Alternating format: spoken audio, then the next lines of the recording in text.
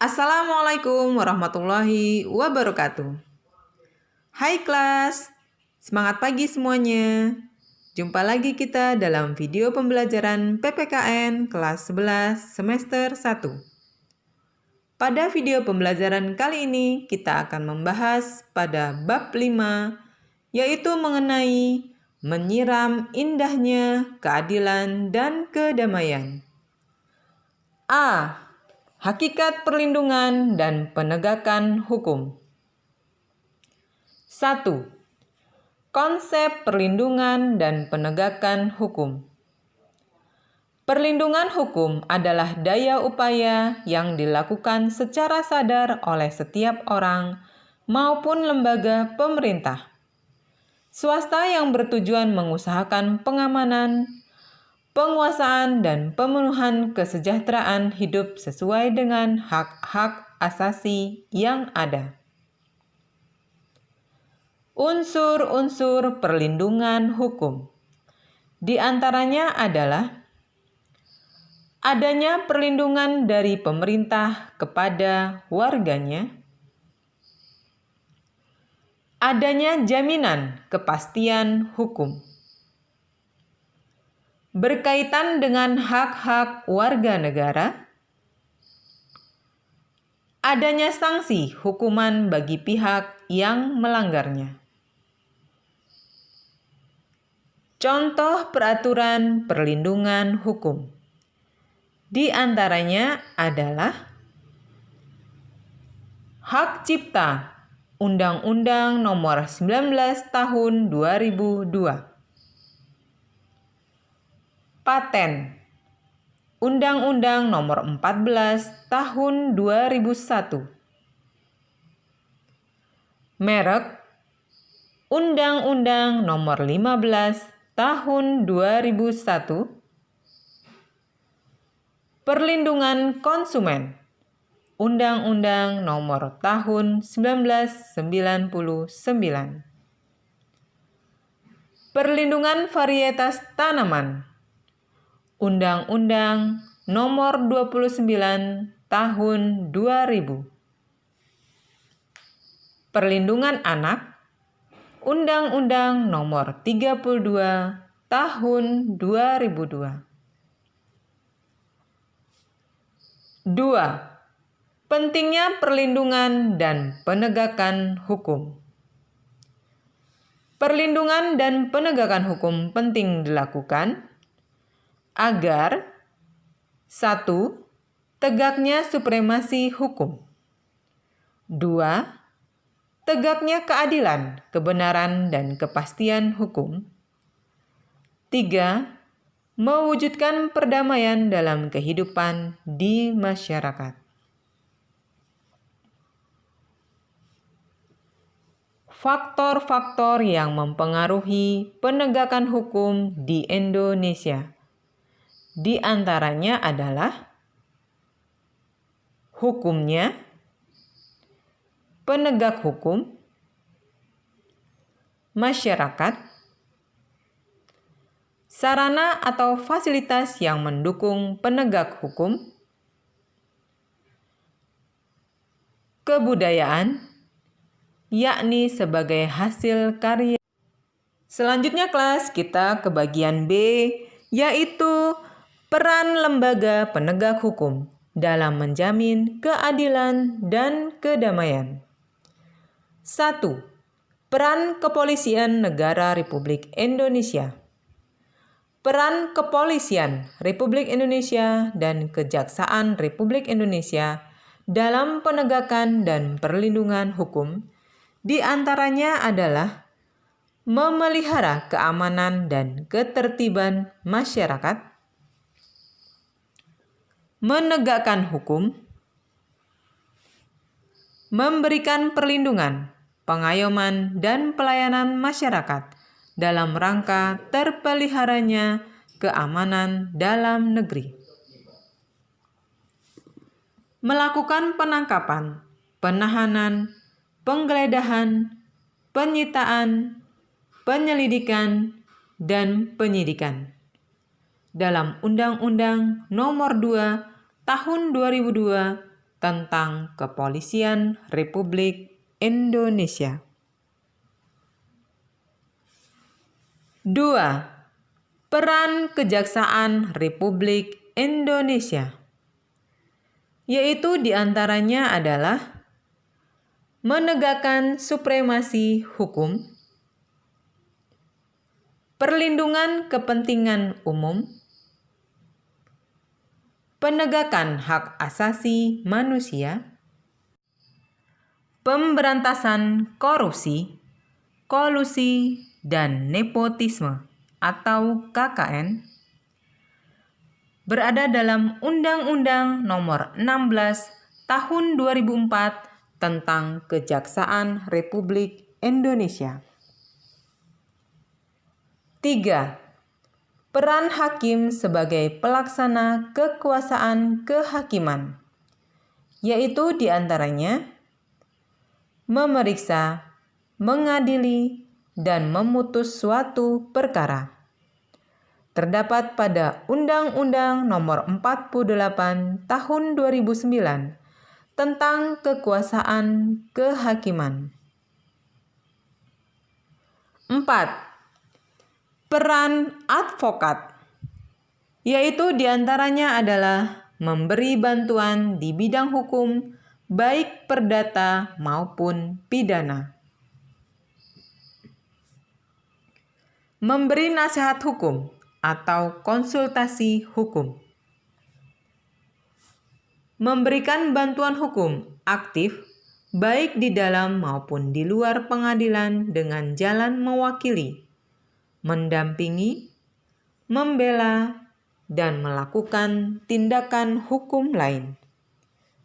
Terdapat pada Undang-Undang Nomor 18 Tahun 2003 tentang advokat.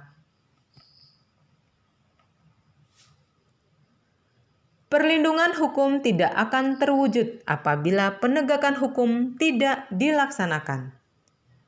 Misalnya dalam pelaksanaan hukum masih terjadi penyimpangan, ketidakadilan, ketidaknyamanan, hukum masih tajam ke bawah, tumpul ke atas, tidak ada kesamaan dalam hukum. Karena salah satu ciri dari negara demokrasi adalah adanya penegakan hukum atau supremasi hukum, artinya bahwa setiap warga negara harus tunduk dan patuh pada hukum atau aturan yang berlaku. Hukum dibuat oleh badan yang berwenang melalui kesepakatan di lembaga legislatif secara demokratis. Oke kelas, selanjutnya kita ke bagian C, yaitu dinamika pelanggaran hukum. 1. Berbagai kasus pelanggaran hukum.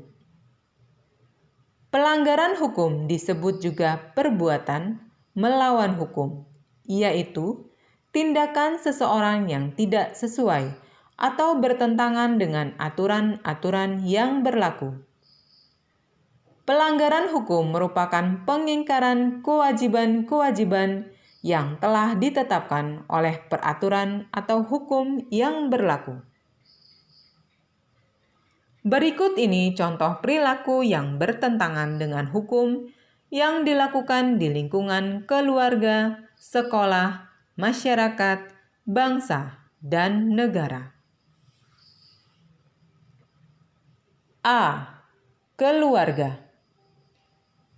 Contohnya yaitu mengabaikan perintah orang tua, menonton tayangan yang tidak boleh ditonton, ibadah tidak tepat waktu. B. Sekolah. Contohnya diantaranya adalah terlambat datang ke sekolah, bolos mengikuti pelajaran, mencontek ketika sedang ulangan. C. Masyarakat. Contohnya diantaranya adalah main hakim sendiri, melakukan tindakan diskriminasi kepada orang lain, membuang sampah sembarangan. D. Bangsa dan negara.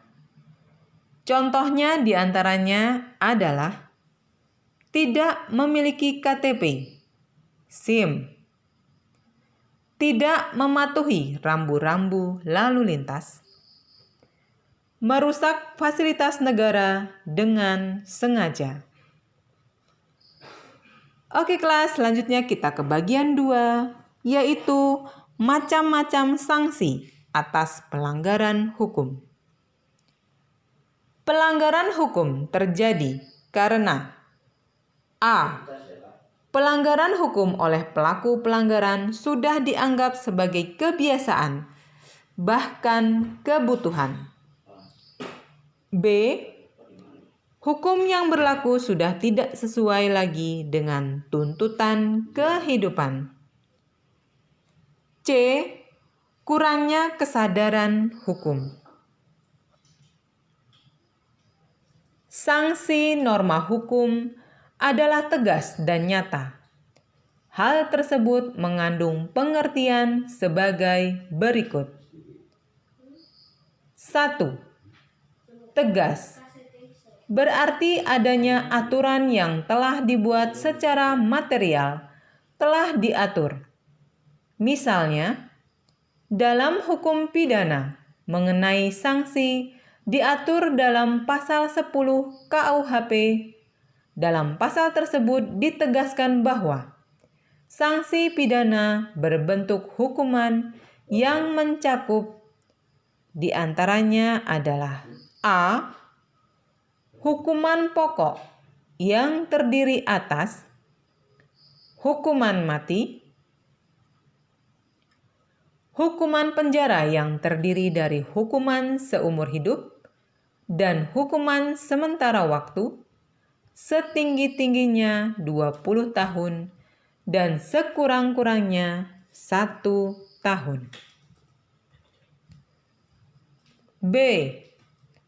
Hukuman tambahan yang terdiri pencabutan hak-hak tertentu, perampasan atau penyitaan barang-barang tertentu, pengumuman keputusan hakim. 2. Nyata. Berarti adanya aturan yang secara material telah ditetapkan kadar hukuman berdasarkan perbuatan yang dilanggarnya. Contohnya, pasal 338 KUHP menyebutkan barang siapa sengaja merampas nyawa orang lain diancam karena pembunuhan dengan pidana penjara paling lama 15 tahun. 3. Partisipasi masyarakat dalam perlindungan dan penegakan hukum. Ciri-ciri seseorang yang memiliki kesadaran hukum adalah A. Memahami dan mematuhi peraturan perundangan yang berlaku. B. Mempertahankan tertib hukum yang ada. C. Menegakkan kepastian hukum. Contoh perilaku yang mencerminkan kepatuhan terhadap hukum yang berlaku dalam lingkungan keluarga, sekolah, masyarakat, bangsa, dan negara. A. Keluarga. Contohnya diantaranya adalah mematuhi perintah orang tua, menghormati anggota keluarga yang lain, melaksanakan aturan yang dibuat dan disepakati keluarga. B. Sekolah. Contohnya diantaranya adalah memakai pakaian seragam yang telah ditentukan, mengikuti pelajaran sesuai dengan jadwal yang berlaku, tidak mencontek ketika sedang ulangan. C. Masyarakat. Contohnya diantaranya adalah melaksanakan setiap norma yang berlaku di masyarakat, ikut serta dalam kegiatan kerja bakti, tidak melakukan perbuatan yang menyebabkan kekacauan di masyarakat. D. Bangsa dan negara. Contohnya diantaranya adalah bersikap tertib ketika berlalu lintas di jalan raya, membayar pajak, retribusi parkir, ikut serta dalam kegiatan pemilihan umum. Oke kelas, alhamdulillah pada pembahasan dalam bab ini telah usai. Insya Allah bertemu kembali pada video pembelajaran selanjutnya. Thank you. See you next time. Wassalamualaikum warahmatullahi wabarakatuh. Bagi yang belum klik subscribe-nya ya. Dan klik tanda loncengnya agar tidak ketinggalan video-video saya selanjutnya. Terima kasih.